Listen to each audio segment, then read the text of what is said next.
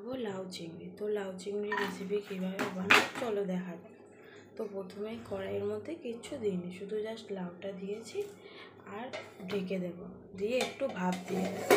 জল দিতে হবে না, এক্সট্রা জল তো বেরিয়েই যায়। আমার কিন্তু পুরো ভাপ দেওয়া হয়ে গেছে, আর কীভাবে জল বেরিয়েছে ওই জন্যই তোমাদেরকে বলছিলাম যে জল দেবে না। এই জল সমেত আমি কিন্তু নামিয়ে রাখবো, একটু সিদ্ধ হয়ে গেছে। এরপরে দিয়ে দেবো একটু সম্বার দিয়ে দেবো, ব্যাস।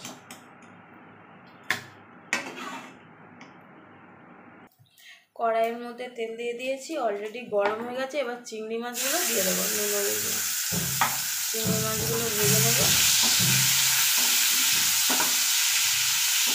হালকা করে ভাজবে, বেশি কড়া করে ভাজলে না শক্ত হয়ে যায়। এইবার চিংড়ি মাছের সাথে না আমি কিছু বড়ি দেবো, তাই একটু বড়ি ভেজে নেব। লাউয়ের সাথে বড়ি কিন্তু খুব ভালো লাগে। লাউয়ের সর্ষে দেখবে, তোমরা দিয়ে খেয়ে দেখবে, এটা কিন্তু বিউলির ডালের বড়ি। এইবার ওই তেলের মধ্যেই আমি সাদা জিরে দিয়ে দেবো,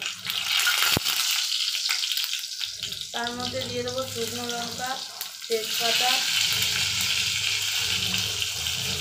আর কাঁচা লঙ্কা। তোমরা চাইলে আদাও দিতে পারো, আমি আদা দিচ্ছি না। এইবারে দিয়ে দেবো একটু জিরের গুঁড়ো, মানে ডেলি তোমরা যেইগুলো মশলাগুলো ইউজ করো সব কিছু রান্নায় সেগুলো। জিরের গুঁড়ো, একটু হলুদ, একটু শুকনো লঙ্কার গুঁড়ো, সামান্য দেবে, নাহলে লাউয়ের কালারটা একদম অন্যরকম হয়ে যাবে। পরিমাণ মতো নুন। এটা ভালো করে তেল ছেড়ে গেলে তার মধ্যে লাউটা দিয়ে দেবো। দেখো সুন্দর কিন্তু তেলটা ছেড়ে গেছে। এবার এর মধ্যে না ওই ভাপ রাখার লাউটা দিয়ে দেবো।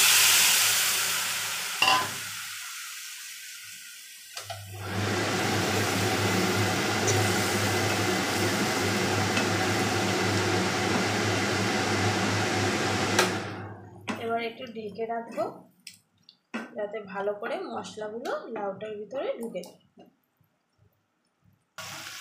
এবার দেখো বড়ি আর চিংড়ি মাছটা লাউটার মধ্যে দিয়ে দেবো, যেহেতু জলটা কমে গেছে। দিয়ে আবার একটু ঢেকে নাড়াচাড়া করে, ব্যাস আমার কিন্তু চিংড়ি বড়ি দিয়ে লাউ কমপ্লিট। এবারে আমি একটু ধনেপাতা দিয়ে দেবো। ধনেপাতা তোমরা দিতেও পারো, নাও দিতে পারো, কিন্তু ধনেপাতা দিলে অন্যরকম একটা টেস্ট লাগে। চলো আজকের ভিডিওটা এই পর্যন্ত। তো রেসিপিটা কেমন লাগবে অবশ্যই কমেন্ট করে জানিও। সবাই ভালো থেকো, সুস্থ থেকো।